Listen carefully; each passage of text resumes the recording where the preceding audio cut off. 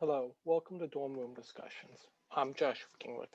Today, I'd like to talk to you about the designated hitter. The designated hitter, or DH, bats in place of the pitcher. It was adopted by the American League in 1973, and after over 4.5 decades, it was adopted by the National League before the coronavirus shortened 2020 season. However, it is not clear whether the DH will be in the National League in 2021. Today, I'd like to discuss the arguments for and against the designated hitter and how the effects of not making a decision have impacted the offseason and will influence the future of the sport. Firstly, there should be a DH primarily because pitchers are often bad hitters. According to Fangraphs, from 2000 through 2019, pitchers had a batting average of 137 and hit exactly 500 home runs.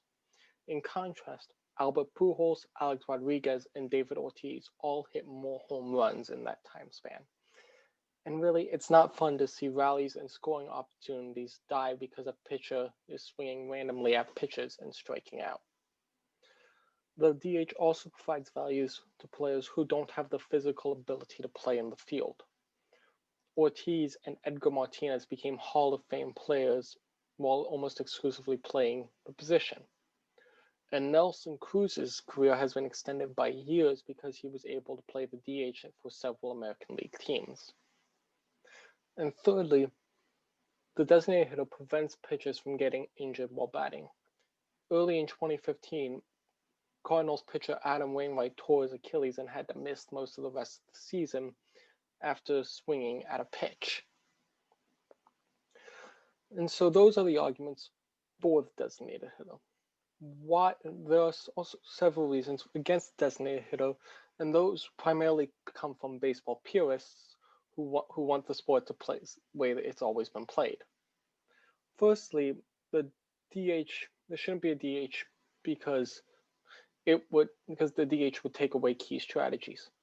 Bunting and pinch hitters would become almost obsolete if the DH stayed full time.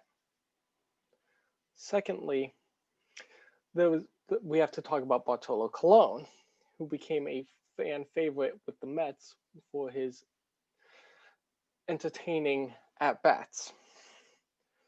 He would often be swinging and missing, and his helmet would be falling off, and he would be laughing the whole time. However, in 2016, he became the oldest pitcher to hit a home run. He hit his first career home run, that is, and something that would not have happened if the DH had been in place in the National League. And throughout history, some great pitchers like Bob Gibson and Cy Young have been good hitters.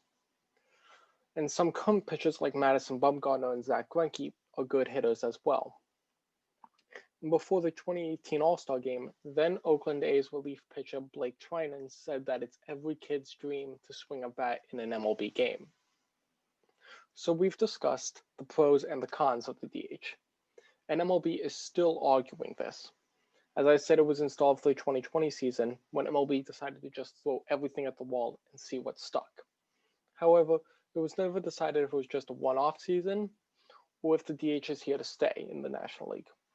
Reports on its future are conflicting. Some reports say that it will be adopted, and some reports say that it won't be.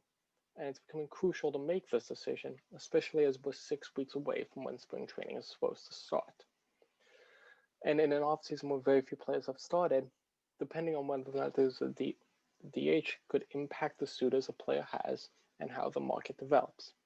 For instance, Nelson Cruz and Marcell Ozuna might have who had an excellent 2020 season because they were almost exclusively the DH, would have 50% more options for where to sign. And with reducing that, they would be if they would play only play the designated hitter, they would be restricted to only the American League, versus if it was in everywhere, the whole league. And also, the Mets might be facing an outfield log if they do in fact sign free agent George Springer, a player whom they're one of the favorites for. If they sign him, they will most likely have to figure out what to do. If they sign him and there's no designated hitter, the Mets would figure out what have to do with either Dom Smith or Brandon Nimmo, two of their best hitters. However, if there was a DH in the National League, that scenario would be solved because they would have that extra bat. And so it's not only this season, the future of the sport could be risky. The collective bargaining agreement is up after the 2021 season, and tensions are at a high between MLB and the Major League Baseball Players Association. If MLB continues to procrastinate and delay a decision, the MLBPA could view it as a tactic to prevent players from signing contracts and allowing owners to keep more money, thus making the situation between the two parties even worse. And there are pros and cons to having the designated hitter permanently adopted by the National League.